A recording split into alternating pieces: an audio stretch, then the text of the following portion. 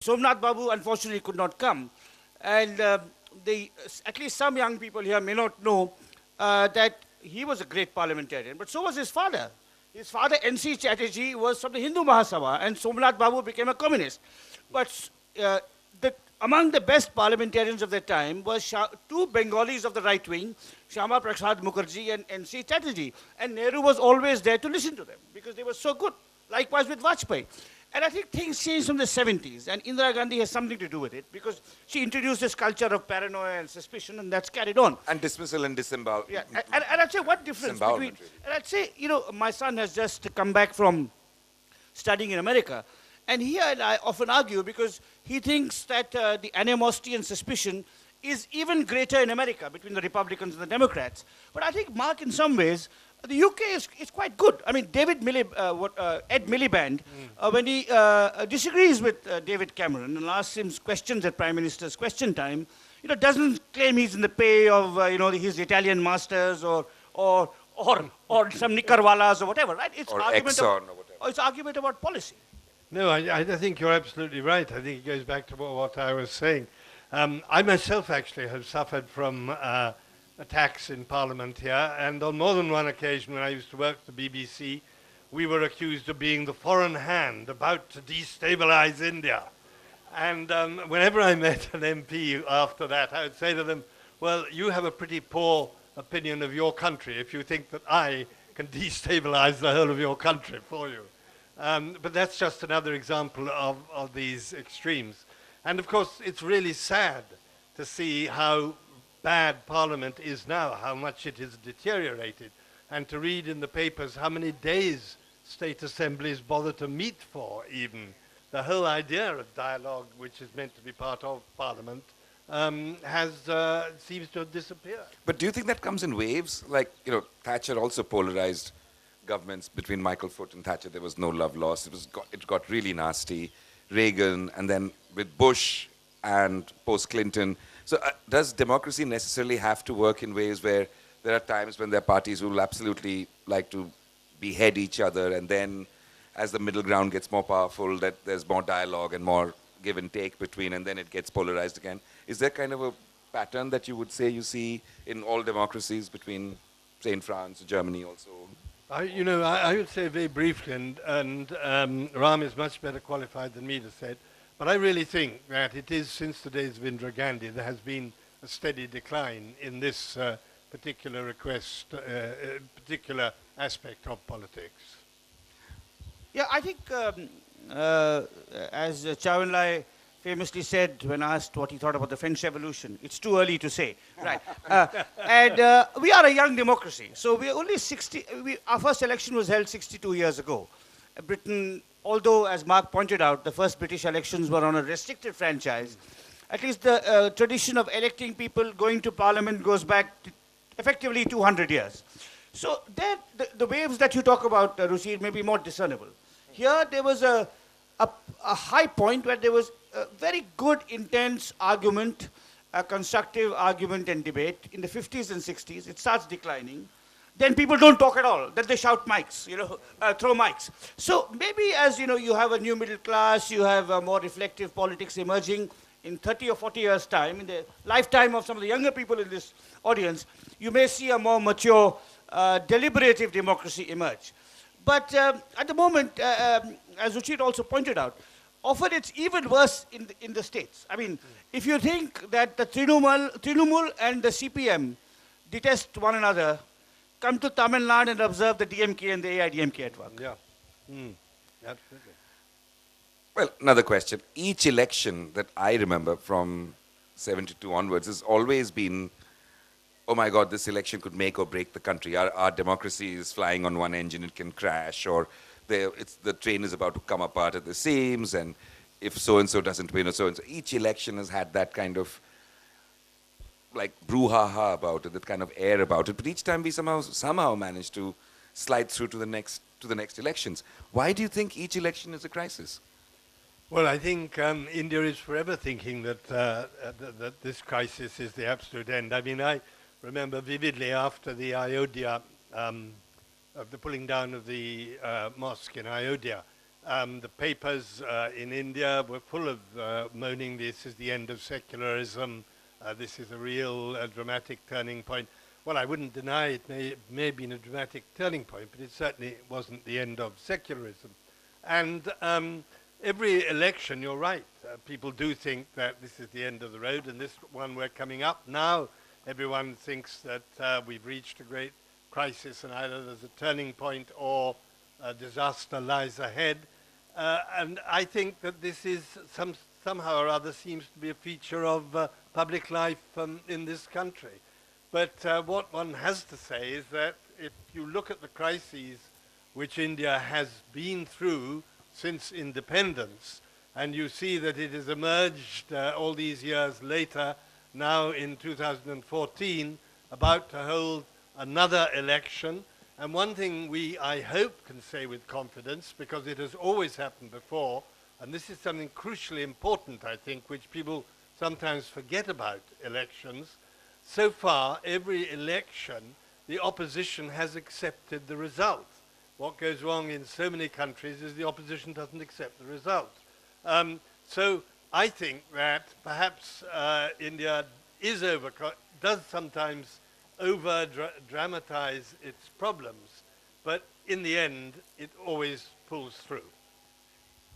I agree with Mark, with some not qualifications, but some adding some other dimensions to it. Elections. J.M. Lingdo, who was one of our best election commissioners, once said, "On election day, all of India is united." Because in the Naxalite areas, the Adivasis defy the Naxalites and come out and vote. In the insurgency areas in the northeast, the same thing happens. So it's an extraordinary achievement. Every time we go hold a general election, because of the numbers in our country, every time India holds an election, it's the largest exercise of the democratic franchise in human history, each time. And as Mark pointed out, a government in power loses, they vacate office. That's what the BJP did in 2004, and that's what the Congress will do, in a few months' time. So that's an extraordinary achievement. The complexity I'd like to add is this. I think where we got over this fear of a make or break, we'll carry on. Every election will produce a government that will improve things slightly, decimate some institutions, revive some others. We can't say. But the turning point was really probably January 1977. If Indira Gandhi had not lifted the emergency, that India may have forever been a non-democratic country, or a half-democratic country, or a pseudo-democratic country from then on. Now, why she, no one knows why she announced elections. There's one theory that her intelligence agencies told her that she'd win the elections. There's another theory that her father's memory called to her, and she felt guilty. There's a third theory that Pakistan, God forbid, had just held elections. So, India had to. So there are various theories. But we don't know them because, her papers will always receive, we don't know. But what we do know is that was 26th June 1975, the emergency was promulgated. As Mark will recall, and I was a student, I was an adult then, I remember, yes. Dissent had been completely suppressed. There was no countrywide opposition. She could have continued. For 18 months, she held complete sway. The Congress was in power in all states, so her writ ran everywhere. Unlike, shall we say, if Narendra Modi comes to power, where the BJP will not be in power through half of India, which is a sign of the strengthening of Indian democracy. So anyway, the point I'm trying to make is this. For 18 months, she ruled with the help of her son. And in those 18 months, there's only one decision on which she did not consult Sanjay when she announced elections.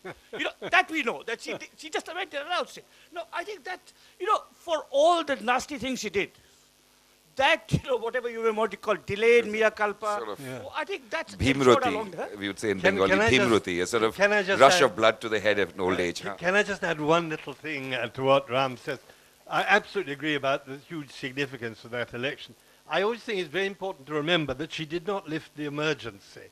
And I suspect that if she had won the election, then she might have seen this as an endorsement of the emergency, and India might have continued under the emergency, and heavens only knows how it would have got out of that mess.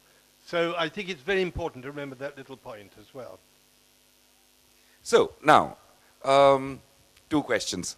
One is we are looking at, I hope not, this is my personal opinion, my personal wish, but Narendra Modi possibly coming in. And a lot of people are saying if Modi comes in and if BJP comes in under a man like Modi, then that's the end of Indian democracy. What do you think? Well, I have much greater faith in Indian democracy than anyone who says that. After all, when the BJP originally formed the government, everyone was saying similar sort of things. And I think, without going into elaborate diagnosis of the situation, the very fact, one very obvious fact, that he's going to have to form a coalition if he forms a government, that will be some restraint on him.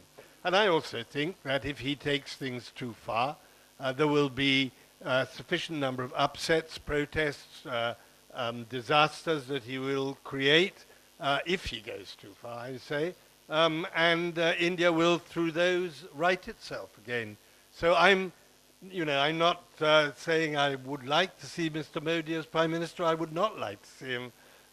But I don't think myself that it will be the disaster that some people believe. I agree with Mark. I mean, I'll be less polite in my description of Mr. Modi. I mean, Mark said, I would not like to see him as Prime Minister. I'd say he's a bully and a bigot, both. So I detest him. Yet, if he becomes Prime Minister, we will debate and argue. And I have greater hope, unlike some of my friends who fear, as Marx said, that fascism will come in. That won't happen. Because of the inherent sense of Indian democracy, and also because, as I said, unlike the emergency, you have non-BJP governments in most states, including this one, and including in my state, Karnataka, also in Tamil Nadu, in Orissa, in many other parts of India. So it'll be an interesting experiment. I mean, those who are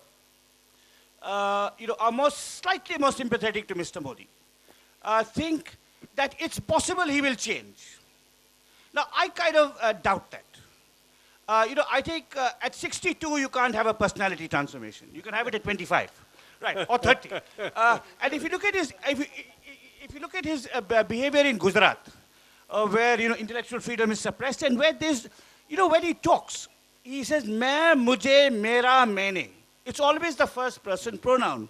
He takes credit for everything, even for the milk cooperatives Verghese Kurian created. Right now. And he never mentions any minister, any administrator. So he's an authoritarian. But we've had authoritarians in other states, and we'll have one in the center. And he'll damage Indian democracy, but even he can't destroy it. I just add one other thing to this, and that is that I think his very authoritarianism, if he's too authoritarianism, things will start to go badly wrong, and that will unseat him. And if you actually look at it, I know a lot of people won't like me saying this, but in my view, the worst governance that I have seen in this country was in the days when Indira Gandhi had absolute power in her hands. And anyone who tries to take absolute power in this country, I think, will fall flat on his face. So then, one more question, which is about Arvind Kejriwal and the Aam Aadmi. What do you make of them, Mark? Have you seen anything like this before? Or are they actually a new phenomenon? Well, and are they good? Are they bad? Are they strange? What do you reckon? Well, I must say it was rather wonderful. And where I live in Delhi, in Nizamuddin, in West Nizamuddin, I live right on the edge of the Nizamuddin Basti. And you just compared the BJP and the Congress and the Aam Aadmi. The BJP candidate was a contractor. The Congress candidate had been there for a long time and was a builder and loafer, basically.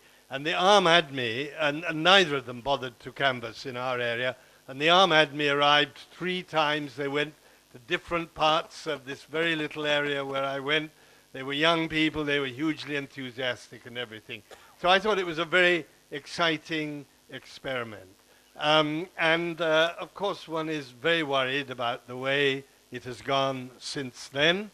But we do need someone to shake up the present lot. And it will be a great pity, I think, if the Aam Aadmi fall completely flat on their face. Yeah, I kind of broadly endorse what Mark says. I think it's an exciting experiment that could go terrifyingly wrong. As Mark said, they've shaken up the two major parties. You know, there was a time when the Congress was upset, nervous about them. Now the BJP for some time has been bloody nervous about them. They're young, they're enthusiastic. I'll just tell a story about the Aam Aadmi Party, because I have some criticisms which I'll come to, but I'll tell you how they're approaching things.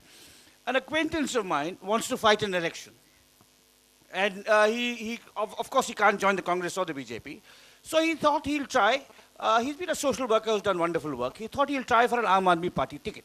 So he went to their website and it said, if you want a ticket, you have to get 100 signatures from each one of the assembly constituencies in your parliamentary constituency. In his constituency, there are 14 assembly segments. This is a mountainous part of India where he has to go and trek. And they said, we want the election numbers, their voter identity cards, so that we can verify them. That's only the first step. So, you know, they've got very interesting ideas. I think they've got a very sane voice advising them, who's Yogendra Yadav. Absolutely, yeah. They've got a couple of loonies. I think Prashant Bhushan is a loony on the left and Kumar Vishwas a loony on the right. Perhaps should stop speaking a little less. But Yogendra Yadav is a very thoughtful, smart chap.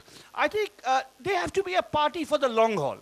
I think they must now get on with the business of governing Delhi, not doing dharnas before Republic Day. And if they want to expand outside the Hindi belt, I think in Haryana and UP, probably even this time, they can set up 15 or 20 credible candidates. But there is potential in southern India. I don't know about eastern India, but I can speak for southern India. There's potential in southern India if they're patient. If they ally with groups, citizens' action groups, community leaders who are disenchanted with the present political parties. But they have to be patient, because one very important aspect of Indian politics is the use of language. And Hindi won't work in Bengal. It won't work in Karnataka, Andhra Pradesh. So they have to ally with Northeast. Or Northeast. So they really have to ally with people who are fluent, leaders who are fluent in those languages. So if they are there for the long term, and if Yogendra Yadav is the main person Arvind Kejriwal is listening to, I'm not sure. I think the thing that worries me about Arvind Kejriwal is possibly like Indira Gandhi and Narendra Modi, he listens to no one but himself. Well, I think that's a very valid point, actually, yeah. Do you really think that? Because I had the opposite. I thought the guy actually is collegiate. And the idea is that if Arvind Kejriwal is the chief minister, then Yogendra Yadav would be the prime ministerial candidate, is what I've also heard. Well, that's what people say, but I think in a way that would be unfortunate, because I think I would like to see Yogendra Yadav as a sort of man who runs the party in a way, and the ideologue, and who keeps the thing on the road, which I think he is very much competent to do. And I sometimes wonder whether actually worry about Kejriwal, whether the old adage, success hasn't gone to his head. I think that is worrying. But I think there's also, you know, a problem of pace here. They've got to keep doing something in Delhi, and they've got to keep growing, I think. Otherwise, people will regard them as just a phenomenon which arrived and disappeared, a bit like poor old Anna was. So I think there is a big problem for them of keeping the momentum going. Right. Now, friends, Ram has talked to us, Mark has talked to us about elections past. I think one of the best portraits of Indian elections and the nitty-gritty of the dirt and the struggle of it is been produced in a novel that came out a few years ago. The writer of that novel is around somewhere. He's looks like an Aam Aadmi, so we have to spot him. Hello. He's coming, okay. And there's a wonderful, I think, description of a lead up to the elections in UP and then what happens. And I think we'll ask sort of son of Calcutta, now sadly gone into exile in strange places, to come and read to us yet again. Ladies and gentlemen, once he appears, Vikram Seth reading from A Suitable Boy.